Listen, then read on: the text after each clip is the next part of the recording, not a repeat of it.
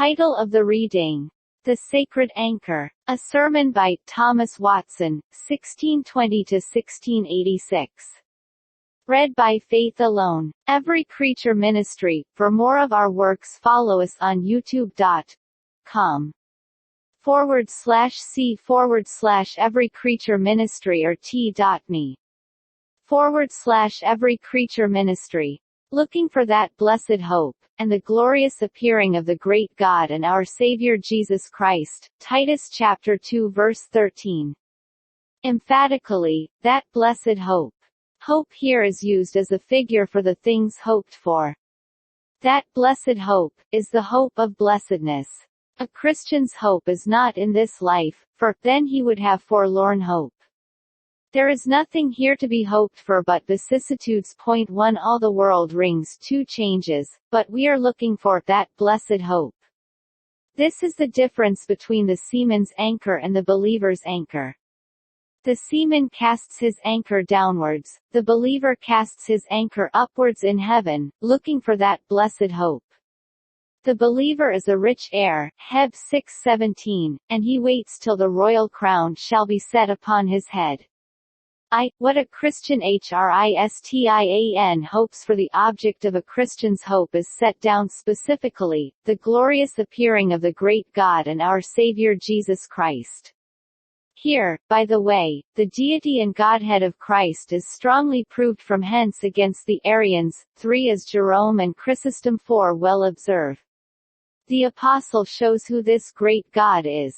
It is, he says, our Savior Jesus Christ, but that only in transit. To speak, then, of the object of a Christian's hope set down here specifically, the glorious appearing of the great God and our Savior, there is a threefold appearing of Christ. There is an appearing of Christ. There is an appearing of Christ to us, as when he was incarnate. Into us a child is born, Isa 9-6. This was a happy appearing when this morning star appeared. Salvation appeared to mankind when Christ took flesh. He married our human nature to the divine nature. The Virgin's womb was the place consecrated for tying that knot. Great is the mystery. God was manifest in the flesh. 1 Tim 3:16. 'Tis such an enigma as the angels adore. 1 Pei 1:12. God said, the man is become as one of us, Gen 3:22, but now we may say, God himself has become as one of us, in the likeness of men, Phi 2-7. This was Christ's first appearing. There is an appearing of Christ. There is an appearing of Christ in us, that is, when he appears in our hearts, which is called forming Christ in us, Gal 4:19. Christ is said to appear in us when, by the operation of his grace, he transforms us into his own image. In the Incarnation, Christ made himself like us. By sanctification, he makes us like him, holy as he is holy, and this is a comfortable appearing. What are we the better for Christ's appearing in our flesh unless he appears in our hearts?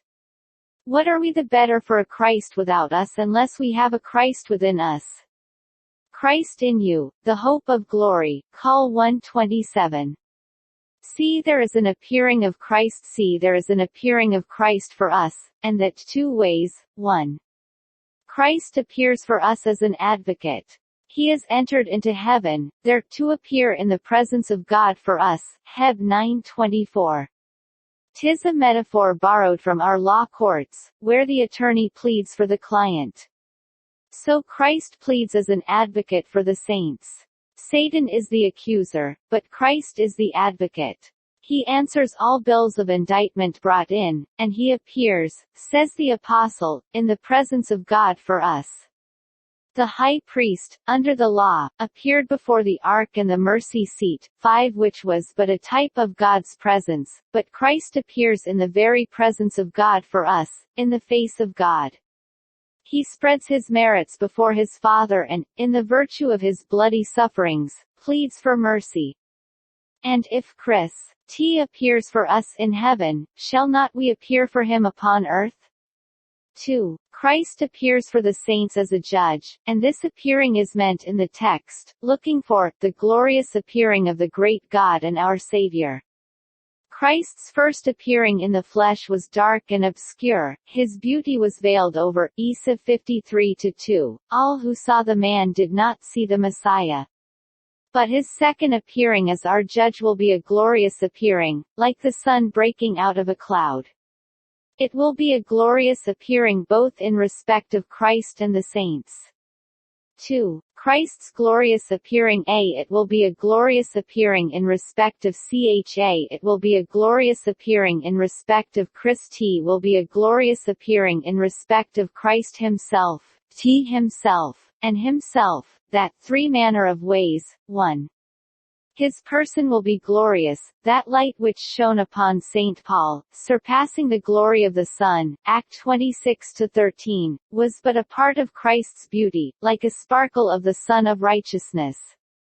What will it be when he shall appear in all his spiritual embroidery? 2. His throne will be glorious, he shall sit upon the throne of his glory, Matt 25. He shall have his chair of state set him more rich than ivory or pearl, a throne more sublime and magnificent. 3. His attendants shall be glorious, when the Son of Man shall come in his glory, and all the holy angels with him, Matt 25:31. The angels are the courtiers 6 of heaven. They are compared to lightning in regard of their sparkling luster, Matt 28:3, and these glorious, sublimated 7 spirits shall be Christ's satellites, 8 part of Christ's train and retinue, 9 accompanying him to his throne. Thus it will be a glorious appearing in regard of Christ. B. It will be a glorious appearing in regard of the B. It will be a glorious appearing in regard of the saints. Christ will appear to do 3 things. 1. Christ as a judge will appear to acquit his people, and that is by pronouncing the sentence, "Come ye blessed of my Father," Matt 25:34. The debt book shall be crossed 10 in the blood of the Lamb. 2. Christ as a judge will appear to vindicate his people. The names of the godly, many times, lie buried in reproach, but at that day, they shall, as Bernard 11 said, be fragrant with the finest perfumes. Christ will give them a new name. He will call them his friends, his spouse, the apple of his eye. Their names shall flourish with honor and give forth their perfume as the wine of Lebanon. 3. Christ as a judge will appear to crown his people, when body and soul shall be reunited and perfected in glory. Christ will take his people into his sweet and everlasting embraces. He will lay them in his bosom, he will set them upon his throne, he will fill them with the inebriating 12 wine of his love to all eternity. And thus you see what is the saints' hope, namely the glorious appearing of Christ, when he shall appear as a judge to acquit, vindicate, and crown them. See here the misery of a wicked man who has all his hope in this life. He makes the wedge of gold his hope, he casts his anchor downwards. He can have no hope of Christ's appearing, he fears Christ's appearing, he does not hope for it. He is like a prisoner who fears the judge's coming to the bench. Christ's appearing will be a dismal appearing to him. When Christ shall appear, where shall the ungodly and the sinner appear? 1 Pay 4:18. A wicked man is like a mariner at sea who has no anchor, like a man in a storm who has no shelter. Where is his hope when he shall come to die? It is with a sinner as it was with the old world when the flood came, the water rose higher and higher by degrees. First, the waters came to the valleys, but they encouraged themselves in the hills. Then the waters came to the mountains. 13 But there might be some trees upon the hills, and they would climb up to them. Then the waters prevailed and rose to the top of the trees. Now they had nothing to trust in, all hopes of being saved were gone. So it is with a sinner. If one comfort is taken away, he has another left. If a relation is gone, he has an estate left. If one crutch is broken, yet he has another to lean upon. But sickness comes, and he sees he must die and appear before his judge. Now he has no hope. he dies despairing, he must lie forever in the boiling furnace of God's wrath. Put yourselves upon the trial. Do you have this blessed hope of Christ's appearing and of your appearing with him in glory? Come almost to any man, and you shall hear him say that he hopes to be saved.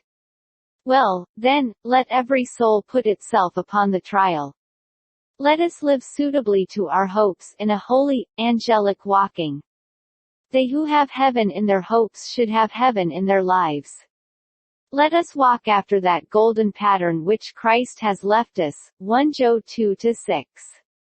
As we hope to have Christ's death for our justification, we must have his life for our imitation.